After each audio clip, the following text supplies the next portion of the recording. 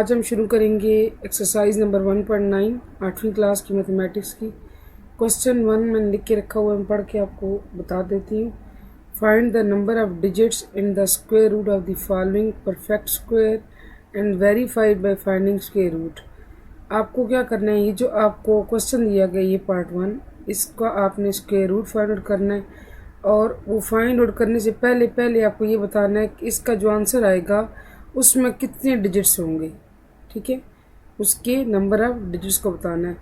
अच्छा, ये फार्मूला देखिए बहुत आसान है, कोई मुश्किल नहीं है। सबसे पहले आप देखिए कि इसके कितने डिजिट्स हैं। आप लिख रहे हैं यहाँ पे नंबर ऑफ डिजिट्स, जो आपको क्वेश्चन दिया गया ना मैं उसकी बात कर रही हूँ।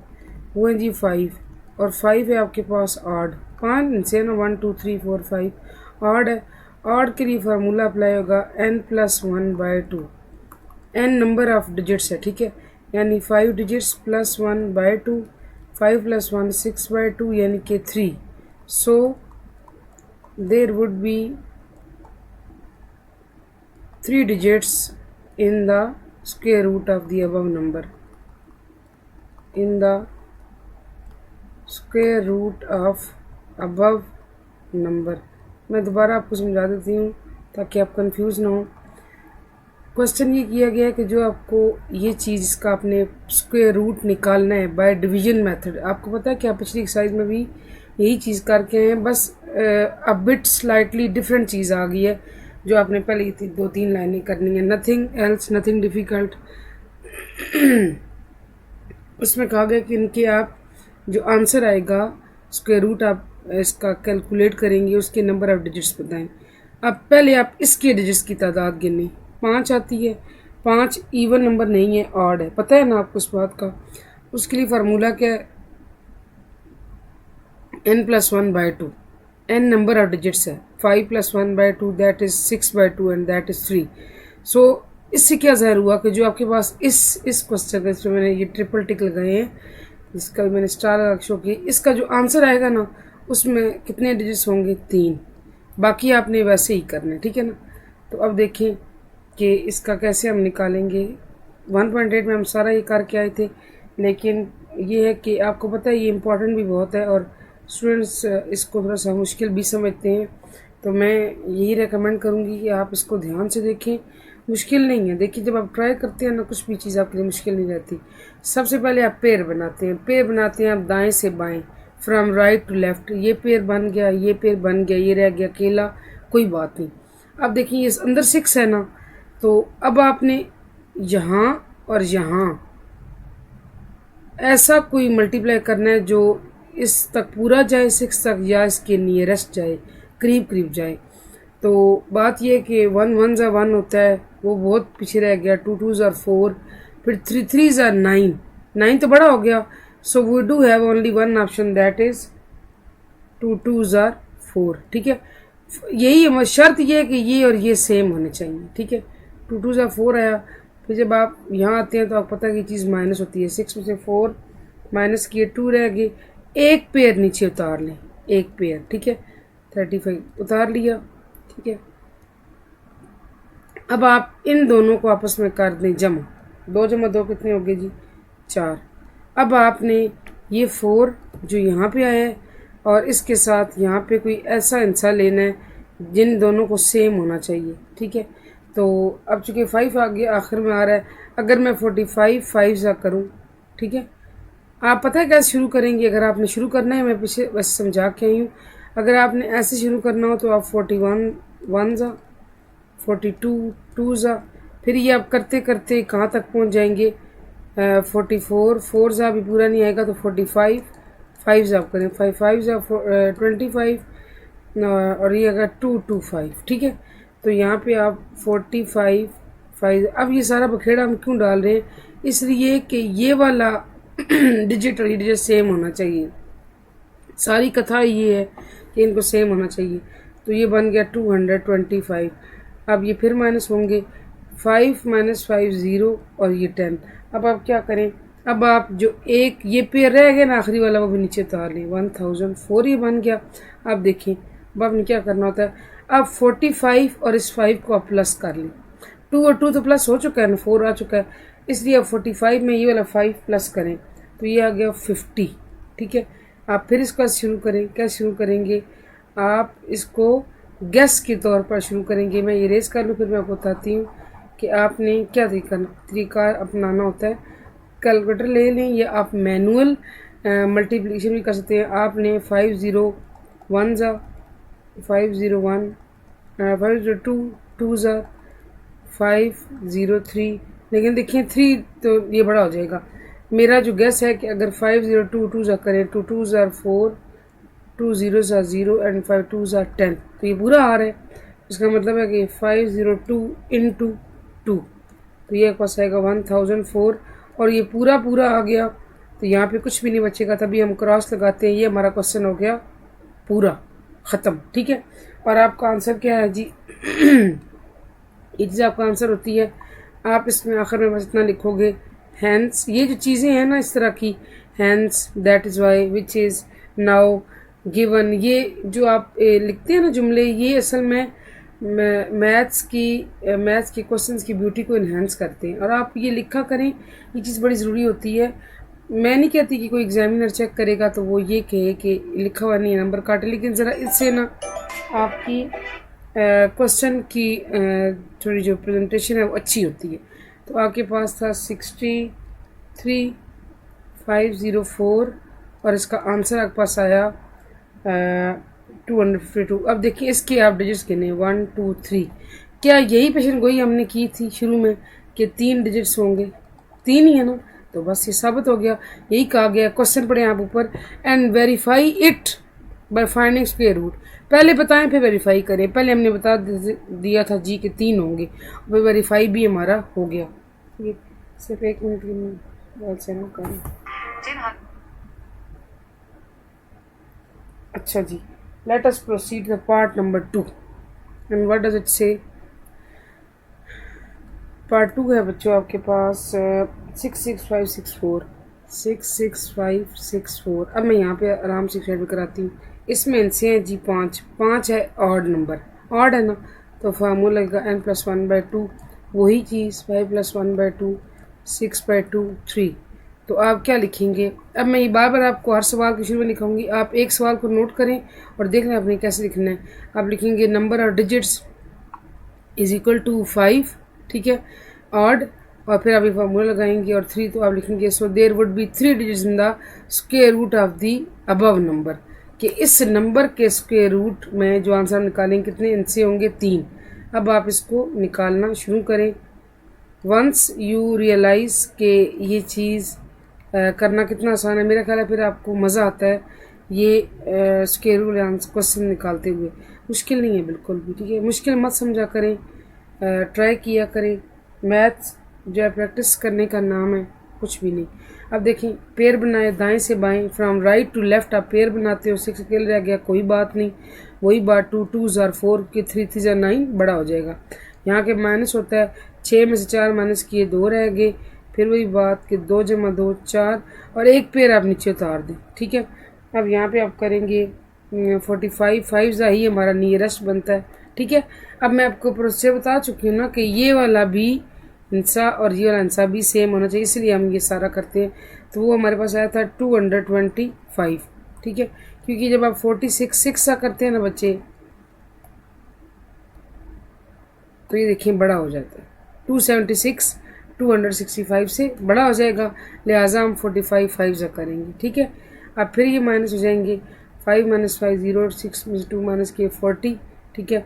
अब आप ऊपर पेयर नीचे उतार लें और यहाँ वही चीज़ के 45 में 5 प्लस किया 50 आ गया, ठीक है। फिर आप ये ढूंढते हो कि इसका क्या होना चाहिए। आप देखिए, आप शुरू करते हैं तो चूँकि आखिर में 64 आ रहा है, मेरा गैस ये है कि अगर मैं 508 8 सा करूँ, 8 8 सा 64 और 8 5 सा 40, ठीक है, ये हो गया आपके पास। अच्छा जी, अब आप इसको यहाँ लिखें 8 और यहाँ लिखें 8 और ये आपके पास आ गया 4064। ये आपका हो गया यहाँ पे पूरा पूरा माइनस, तो कुछ भी नहीं बचा, आपने क्रॉस लगाया और आपका आंसर क्या है, हैंस आप इसको लिखो 66564 दैट कम्स एज 258 और देख लो इसमें कितने हिस्से हैं, 3 हैं और हमने यही सपोज किया था कि इसमें कितने डिजिट्स होंगे, 3, ये हमने लिखा हुआ। ठीक है, समझ आ गई ना बात। ये इसका है जी आंसर, ये इसका आंसर है। पार्ट नंबर 3 जनाब जाते हैं बच्चे। पार्ट 3 में क्या है जनाब, 50625 50625। अच्छा मैं आपको यहाँ दोबारा लिखवा देती हूँ इसलिए कि आप कंफ्यूज ना हो। नंबर ऑफ डिजिट्स हैं बच्चे 5 विच इज़ ऑड। ठीक है, 1 2 3 4 5 है तो फार्मूला होगा n+1/2 that is 5+1/2 that is 6/2 that is 3। So there would be 3 digits in the square root